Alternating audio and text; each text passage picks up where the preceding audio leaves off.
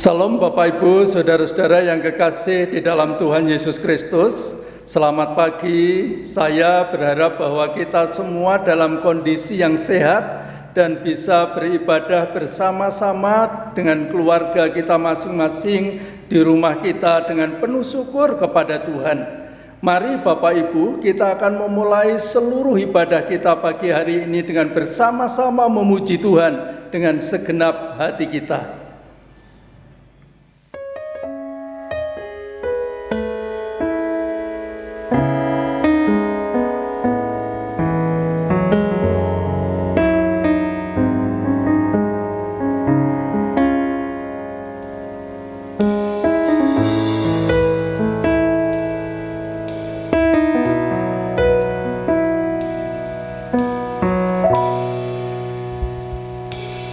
Kau Bapa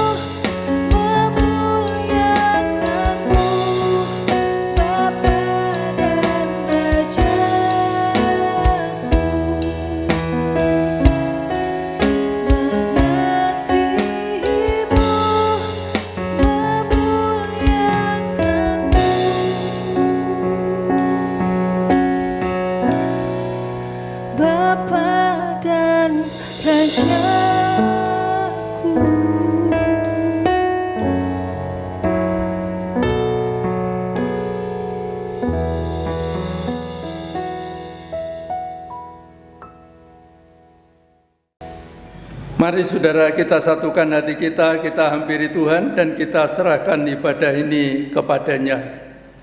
Bapa Surgawi, kepadamu kami berterima kasih dan bersyukur Tuhan. Oleh karena pertolongan-Mu juga, maka pagi hari ini kami, jemaat-Mu ini bisa berhimpun bersama dengan keluarga kami di rumah kami masing-masing untuk beribadah kepada-Mu. Tuhan, tolonglah kami, siapkanlah hati pikiran kami supaya kami bisa beribadah dengan benar dan menyenangkan hati Tuhan, sehingga kuasa Allah yang ajaib akan melawat dan memberkati kami dalam ibadah ini, dan biarlah nama-Mu dipuji dan diagungkan, ditinggikan, dan kebenaran firman-Mu kami terima dengan penuh syukur dalam ibadah kami pagi hari ini.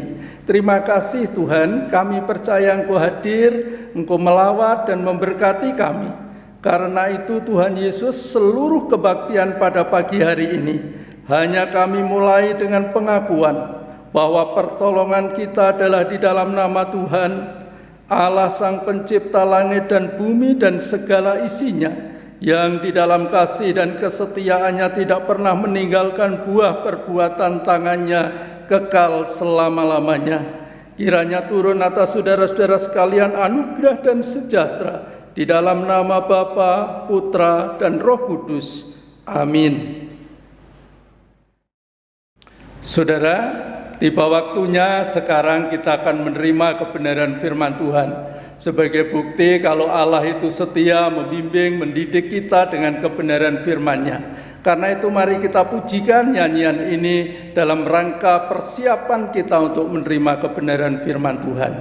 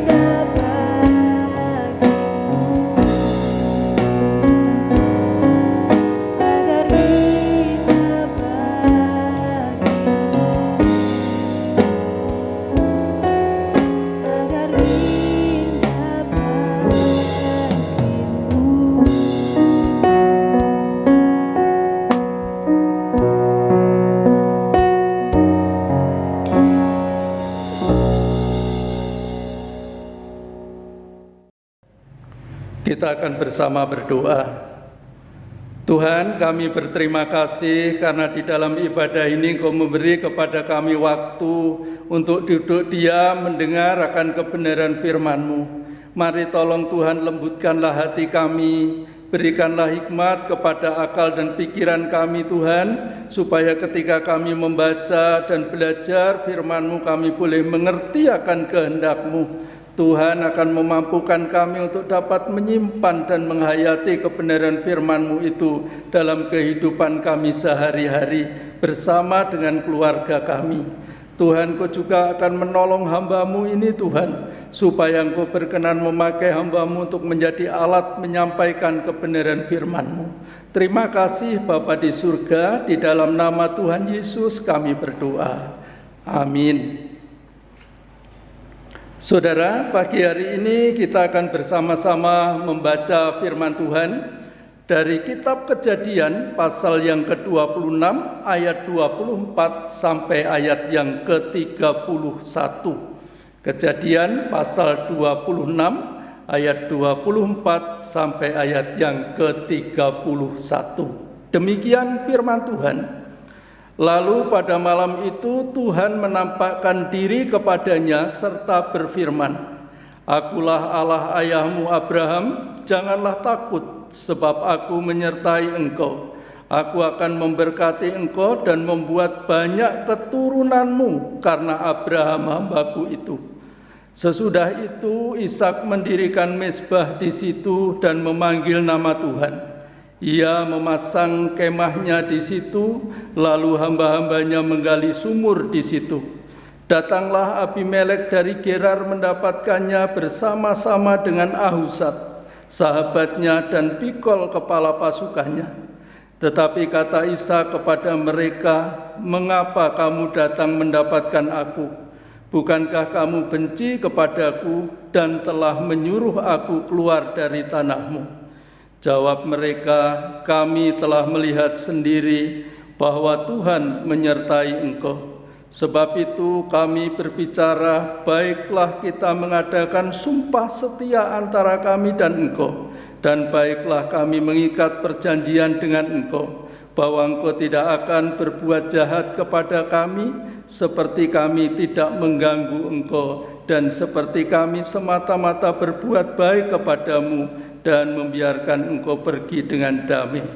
Bukankah engkau sekarang yang diberkati Tuhan?" Kemudian Ishak mengadakan perjamuan bagi mereka, lalu mereka makan dan minum. Keesokan harinya pagi-pagi bersumpah-sumpahlah mereka. Kemudian Ishak melepas mereka dan mereka meninggalkan dia dengan damai. Amin. Saudara, berbahagialah kita yang senantiasa membaca, merenungkan firman Tuhan, dan terlebih berbahagia adalah kita yang melakukannya dengan setia dalam kehidupan kita sehari-hari. Saudara jemaat yang kekasih di dalam Tuhan Yesus Kristus, pagi hari ini kita akan merenungkan firman Tuhan dengan tema berkat bagi yang cinta damai. Saudara-saudara yang kekasih di dalam Tuhan, jika di dalam kehidupan sehari-hari setiap orang Kristen hidup dalam cinta damai, maka dimanapun orang Kristen itu ditempatkan oleh Tuhan, ia akan menghadirkan damai sejahtera kepada siapapun dan dimanapun. Hidupnya akan diberkati dan sekaligus hidupnya juga akan menjadi berkat. Tetapi saudara, bagaimana supaya sebagai orang Kristen saudara dan saya itu bisa mewujudkan hidup dalam cinta damai? Bapak Ibu, saudara-saudara yang kekasih di dalam Tuhan Yesus Kristus, pagi hari ini kita akan bersama-sama belajar dari kebenaran firman Tuhan tentang kehidupan Ishak sebagai orang yang sungguh-sungguh percaya Tuhan dan hidup dalam cinta damai. Yang pertama, saudara, yang akan kita pelajari dari kehidupan Ishak itu adalah bahwa Ishak itu adalah pribadi yang taat dan patuh kepada Tuhan, kepada kehendak Tuhan, dan ketaatan atau kepatuhannya itu dibuktikan dalam tindakan yang nyata. Sehingga pada waktu itu ketika negerinya Ishak sedang dilanda oleh bala kelaparan, sesungguhnya Ishak itu akan meninggalkan negerinya dan pergi ke Mesir supaya terhindar dari bala kelaparan itu. Tetapi saat itu ketika Tuhan tahu apa yang direncanakan oleh Ishak, maka Tuhan berbicara supaya Ishak tidak meninggalkan negerinya dan pergi ke Mesir, tetapi tetap berada di Gerar. Saudara, bala kelaparan yang dialami di negerinya Ishak itu sebenarnya juga sudah pernah terjadi pada zaman Abraham. Dan ketika Tuhan menghendaki supaya Ishak tetap tinggal di Gerar sebagai orang asing, saudara, pada waktu itu Ishak tidak menuruti kemauan hatinya sendiri, tetapi dia memilih untuk lebih taat kepada Tuhan, memilih untuk mentaati kehendak Tuhan. Ini artinya Bapak, Ibu, dan saudara-saudara yang kekasih di dalam Tuhan, bahwa Ishak itu merelakan niatnya sendiri untuk bisa taat kepada kehendak Tuhan. Dia tidak menuruti kemauan hatinya sendiri, tapi memutuskan untuk mentaati kehendak Tuhan, menuruti kehendak Tuhan. Dan sebenarnya ketaatan Ishak ini, saudara, sudah dibuktikan sejak Ishak itu belum dewasa. Jika kita mengingat peristiwa pengorbanan Abraham di Gunung Moria, saudara, pada waktu itu Ishak akan dikorbankan sebagai persembahan bakaran oleh ayahnya sendiri, yaitu Abraham. Sekalipun Ishak sebenarnya bisa memberontak, tetapi sama sekali dia tidak memberontak. Dia tetap taat dan patuh baik kepada orang tua dan sekaligus juga taat dan patuh kepada Tuhan. Inilah Bapak, Ibu, dan saudara salah satu kepribadian Ishak, yaitu orang percaya yang sangat taat dan patuh kepada Tuhan. Saudara, kemudian kepribadian yang kedua yang perlu kita pahami dan kita pelajari serta kita teladani dari kehidupan Ishak adalah bahwa Ishak itu adalah pribadi yang mengalah, saudara. Kejadian pasal 26 ayat 15 sampai 21. Bapak Ibu nanti bisa membaca sendiri bagian ayat itu.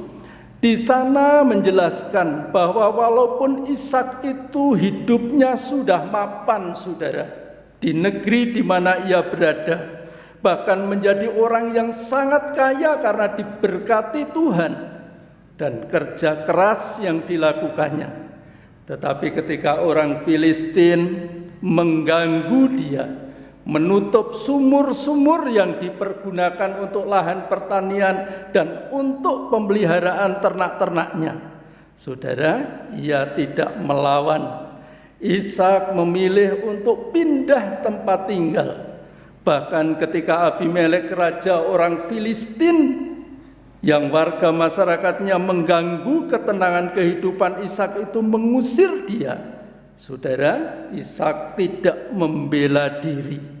Walaupun sebenarnya dia punya kesempatan untuk membela diri, ia justru mengalah, pergi dan memulai usaha yang baru lagi di tempat yang baru, walaupun tentunya itu tidak mudah. Dan jika orang Filistin itu berlaku jahat terhadap Ishak, saudara-saudara, kita perlu mengetahui bahwa sesungguhnya Ishak itu tidak melakukan kesalahan terhadap mereka. Tapi karena orang Filistin menaruh cemburu terhadap keberhasilan Ishak yang kerja keras dan kerja kerasnya itu diberkati Tuhan sehingga dia menjadi orang yang kaya.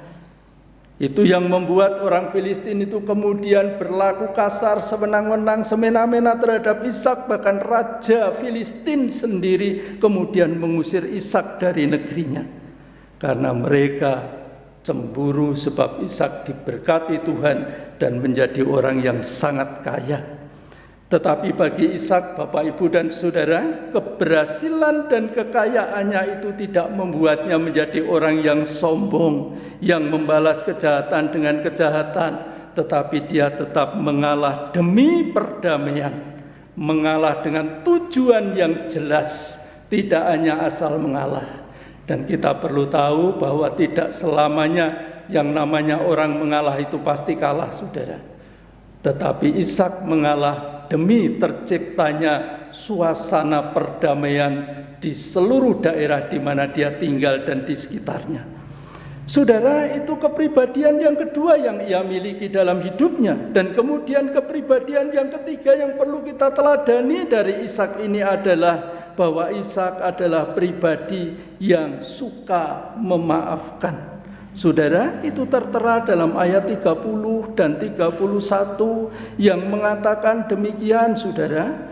Kemudian Ishak mengadakan perjamuan bagi mereka, lalu mereka makan dan minum. Keesokan harinya pagi-pagi bersumpah-sumpahlah mereka. Kemudian Ishak melepas mereka dan mereka meninggalkan dia dengan damai. Saudara, yang disebut mereka di sini adalah raja orang Filistin, Abimelek dan teman-temannya, yaitu yang tadi sudah dijelaskan, Ahuzat dan Pikol, saudara. Mereka ini adalah orang-orang yang pada waktu Ishak berada di negerinya itu pernah cemburu dan kemudian mengusir Ishak supaya meninggalkan negerinya karena kecemburuan tadi, saudara-saudara yang kekasih di dalam Tuhan. Orang-orang ini sudah berlaku sewenang-wenang terhadap Ishak, baik itu rakyat Filistin maupun Abimelek yang adalah raja orang Filistin itu. Tapi ternyata sikap kesewenang-wenangan mereka terhadap Ishak itu tidak membuat Ishak mendendam dan menyimpan akar pahit di dalam hidupnya, saudara. Dan itu ia buktikan, sehingga ketika Abimelek, Ahuzat dan Pikol yang semula membenci Ishak dan bertindak sewenang-wenang itu datang untuk berdamai. Saudara, Ishak tidak memanfaatkan untuk membalas kejahatan yang sudah dilakukan oleh Abimelek itu. Tetapi justru Ishak dengan sukacita, dengan hati yang tulus dan terbuka menyambut kehadiran mereka, bahkan menjamu mereka. Saudara, dari perikop inilah kita bisa belajar bahwa bagi orang percaya, memaafkan orang yang pernah melakukan atau berlaku sewenang-wenang itu ternyata bisa mendatangkan berkat, saudara. Baik itu bagi yang memaafkan maupun bagi yang dimaafkan. Bagi yang memaafkan, berkat yang diterima dikatakan tadi dalam bacaan kita bahwa Ishak hidup lebih damai. Ya, orang yang memaafkan itu, saudara, hidupnya akan lebih damai daripada orang yang menyimpan dendam dan akar pahit di dalam hatinya. Dan kemudian Ishak tidak hanya hidup semakin mengalami damai sejahtera, tapi juga selalu disertai oleh Tuhan karena dia membuktikan kehidupan orang yang percaya kepada Tuhan. Dan Ishak atau orang percaya itu hidupnya semakin diberkati Tuhan, seperti yang dikatakan dalam bacaan kita ayat 28a dan 29b yang mengatakan demikian. Kami telah melihat sendiri bahwa Tuhan menyertai engkau. Dan kemudian 29b dikatakan oleh Abimelek dalam firman Tuhan ini, seperti kami tidak mengganggu engkau dan seperti kami semata-mata berbuat baik. Lalu kemudian dilanjutkan, bukankah engkau sekarang yang diberkati Tuhan? Saudara, Bapak Ibu yang kekasih, orang yang hidup dengan cinta damai, maka orang percaya itu akan memiliki damai sejahtera. Orang yang memaafkan, yang tidak menyimpan dendam, hidupnya akan lebih damai dibanding orang yang menyimpan dendam dan tidak bisa memaafkan. Dan itulah yang terjadi dan dialami oleh Ishak. Dan orang yang mengampuni dan memaafkan orang lain, hidupnya semakin diberkati oleh Tuhan. Ada 3 hal penting yang kita perlu ketahui bagi orang yang tidak menyimpan dendam, yang memaafkan kepada orang yang sudah berlaku sewenang-wenang terhadap orang yang percaya, saudara. Yang pertama, dia akan hidup dengan damai. Yang kedua, dia akan terus disertai oleh Tuhan dan hidupnya akan semakin diberkati oleh Tuhan. Dan bagi orang yang dimaafkan, ternyata Bapak Ibu Saudara-saudara, orang yang sudah berlaku sewenang-wenang dan kemudian dimaafkan dalam perikop ini, yaitu Abimelekh dan orang Filistin, ternyata mereka itu disadarkan akan kesalahannya. Seperti Abimelekh, Ahuzat, dan Pikol. Sehingga kemudian saudara bisa saling memaafkan dan terjadilah perdamaian. Bapak Ibu, saudara-saudara sidang jemaat yang kekasih di dalam Tuhan, dalam khotbahnya di atas bukit, Tuhan Yesus mengajarkan kepada setiap orang percaya, kepada saudara dan saya, bahwa orang yang akan masuk kerajaan surga itu bukanlah hanya orang yang berseru-seru menyebut Tuhan, Tuhan. Tapi menurut Matius pasal 7 ayat yang ke-21, adalah orang yang taat dan patuh melakukan kehendak Tuhan di dalam kehidupannya sehari-hari. Tuhan Yesus juga mengajarkan kepada setiap orang Kristen, supaya setiap orang Kristen, orang yang percaya kepadanya, tidak membalas kejahatan dengan kejahatan. Itu tertera di dalam Injil Matius pasal 5 ayat yang ke-39. Tapi apa yang harus dilakukan, saudara?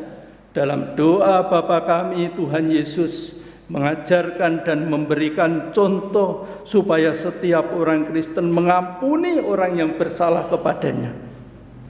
Dan berapa kali dia harus mengampuni, saudara? Matius 18 ayat 21 dan 22, firman Tuhan mengatakan mengampuninya itu sampai 70 kali 7 kali. Artinya tidak ada waktu untuk tidak mengampuni, tapi selalu memberikan pengampunan.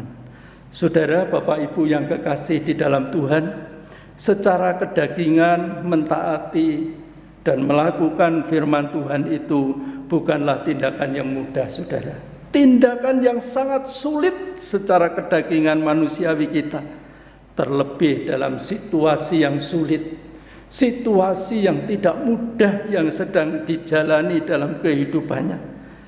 Tapi orang yang taat kepada Tuhan dan cinta damai seperti Ishak, walaupun itu sulit, jika ia dapat melakukannya di tengah-tengah kesulitan yang sedang dihadapi dalam hidupnya, maka walaupun orang berupaya untuk menghancurkan hidupnya, membuat susah hidupnya, namun Tuhan selalu menyertai dan memberkati. Saudara, Bapak Ibu yang kekasih, mari kita akhiri renungan firman Tuhan pagi hari ini dengan membaca dari kitab Matius pasal 5 ayat yang ke-9. Firman Tuhan mengatakan, berbahagialah orang yang membawa damai, karena mereka akan disebut anak-anak Allah. Saudara, salah satu ciri orang yang disebut sebagai anak-anak Allah adalah bahwa kehadirannya itu akan selalu menghadirkan damai sejahtera dimanapun dan kepada siapapun. Karena itu saudara, ketika saat ini kita sedang menghadapi situasi kehidupan yang sulit ini, mari kita akan tetap membuktikan ciri hidup kita sebagai orang-orang yang percaya kepada Tuhan Yesus Kristus, yaitu orang percaya yang akan tetap menghadirkan damai. Karena kita adalah orang-orang yang sudah diperdamaikan melalui pengorbanan Tuhan Yesus Kristus, baik didamaikan dengan Allah Sang Pencipta, didamaikan dengan sesama, dan didamaikan juga dengan diri kita sendiri. Dan orang yang cinta damai, menurut perikop yang kita baca, adalah orang yang akan disertai Tuhan, orang yang akan diberkati Tuhan secara berkecukupan, dan orang yang akan terus menjadi berkat untuk terus menghadirkan perdamaian dan suasana damai sejahtera dimanapun juga. Mari saudara, Bapak Ibu yang kekasih di dalam Tuhan, di dalam situasi yang sulit ini kita akan tetap membuktikan bahwa kita adalah anak-anak Tuhan dengan cara hadirkanlah damai sejahtera dari Tuhan dimanapun Tuhan menempatkan kita, supaya kita sendiri juga menikmati hidup dalam damai sejahtera di tengah-tengah rumah tangga kita, dimanapun kita berada. Sekalipun situasi sulit itu juga kita alami dalam hidup kita, tapi hadapilah situasi itu dalam damai, supaya kita juga bisa menghadirkan damai sejahtera. Tuhan kiranya memberkati kita bersama dengan firman-Nya. Amin. Saudara, mari kita akan tunduk kepala dan kita berdoa. Tuhan Yesus, kami berterima kasih dan bersyukur kepadamu jika dalam ibadah ini Engkau sudah memberkati kami dengan kebenaran firman-Mu Tuhan. Jadikanlah kami orang-orang percaya yang walaupun saat ini kami sedang menghadapi situasi yang tidak mudah dalam kehidupan sehari-hari, biarlah kami tetap menikmati hidup dalam suasana damai. Biarlah hati pikiran kami dipenuhi dengan damai sejahtera Tuhan, supaya dimanapun Tuhan menghadirkan kami juga bisa menghadirkan damai sejahtera. Ajari kepada kami ya Tuhan Yesus untuk menjadi orang-orang percaya yang memiliki pribadi yang taat dan patuh kepada Tuhan, dan taat serta patuh kepada berbagai macam aturan. Tolong kami juga Tuhan Yesus, supaya kami menjadi orang-orang Kristen yang memiliki sikap dan kepribadian yang tidak membalas kejahatan dengan kejahatan, tapi yang mengalah bukan berarti kalah, memiliki tujuan supaya damai sejahtera dapat kami hadirkan. Demikian juga Bapa, tolonglah kami supaya kami menjadi orang-orang percaya yang tidak menyimpan kepahitan dalam hati dan pikiran kami, tapi supaya menjadi orang-orang percaya yang bisa memaafkan siapapun yang melakukan kesalahan terhadap kami. Sehingga dengan demikian kami Tuhan hadirkan sebagai anak-anak Allah yang menghadirkan damai sejahtera dimanapun juga. Terima kasih Bapa di surga, pagi hari ini kami memohon kepadamu, lawatlah dan lindungilah semua jemaat-jemaat-Mu Tuhan, agar mereka semua sehat, diberi kekuatan oleh Tuhan untuk mampu menghadapi berbagai macam tantangan, untuk tetap sehat di tengah-tengah ancaman virus ini Tuhan. Biarlah semua jemaat-Mu setiap hari Engkau lindungi, karena kami percaya Engkau adalah perisai bagi kami setiap orang yang percaya ini. Berkati jemaat-jemaat-Mu Tuhan, agar dalam rumah tangga mereka semua juga merasakan damai sejahtera.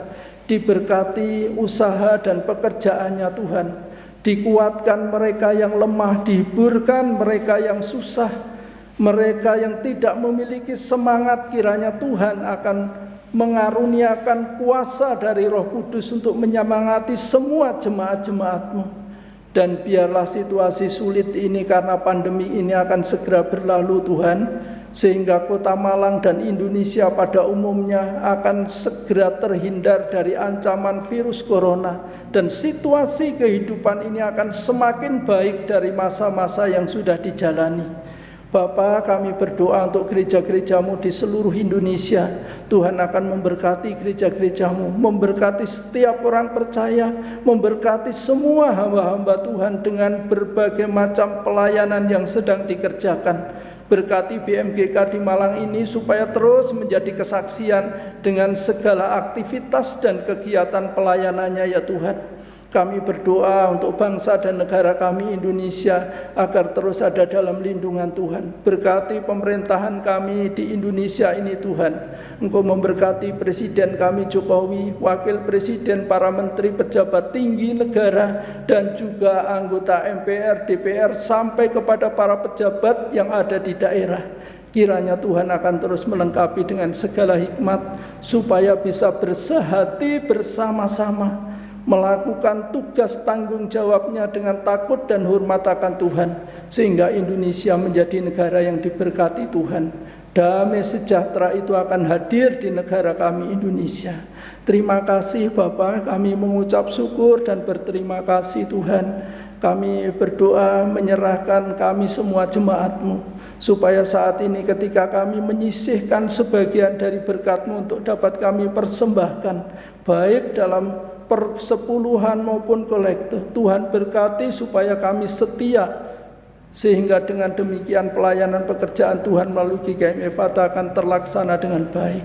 Terima kasih Bapa, inilah doa kami yang kesemuanya kami percayakan kepadamu di dalam nama Tuhan kami Yesus Kristus. Amin.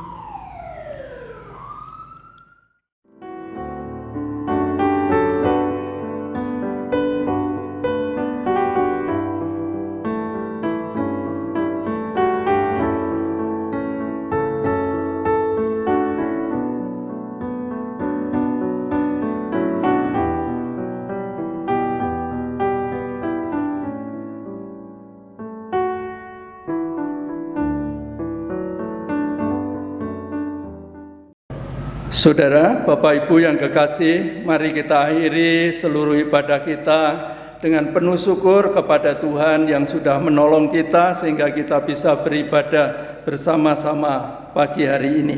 Kita pujikan pujian ini sebagai ungkapan syukur kita atas pertolongan Tuhan kita Yesus Kristus.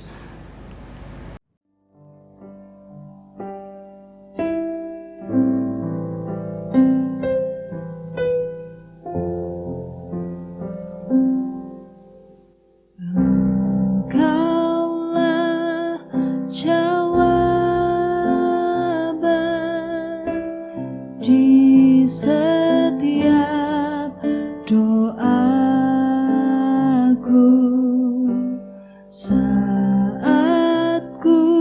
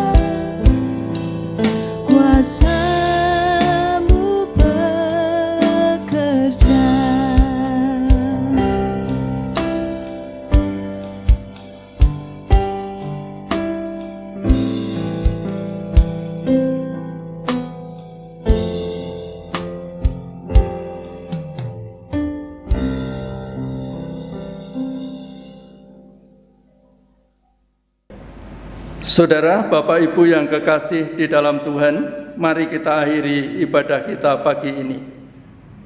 Kepadamu kami menaikkan syukur dan terima kasih Tuhan atas seluruh pertolongan-Mu dalam ibadah kami pagi hari ini. Tuhan akan terus menolong kami, menolong situasi dan kondisi yang ada saat ini, agar sesegera mungkin pada waktu-waktu berikutnya kami bisa beribadah bersama-sama di gereja, bertemu, bersekutu dengan saudara-saudara seiman dengan penuh syukur.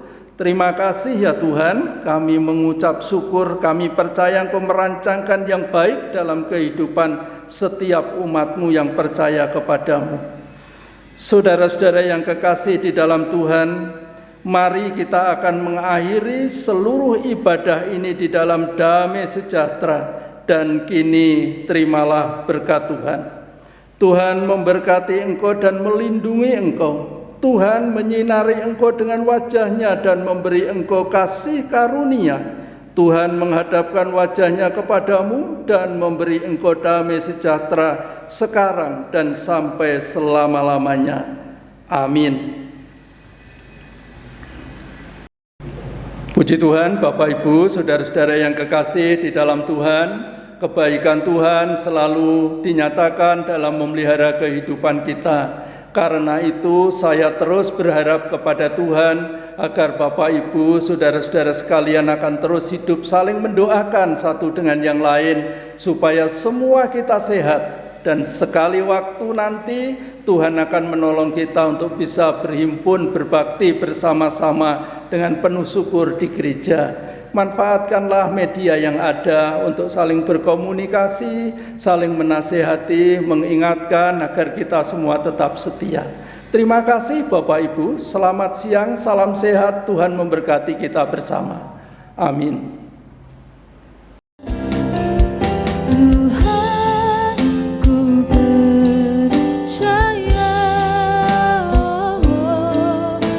Kuasa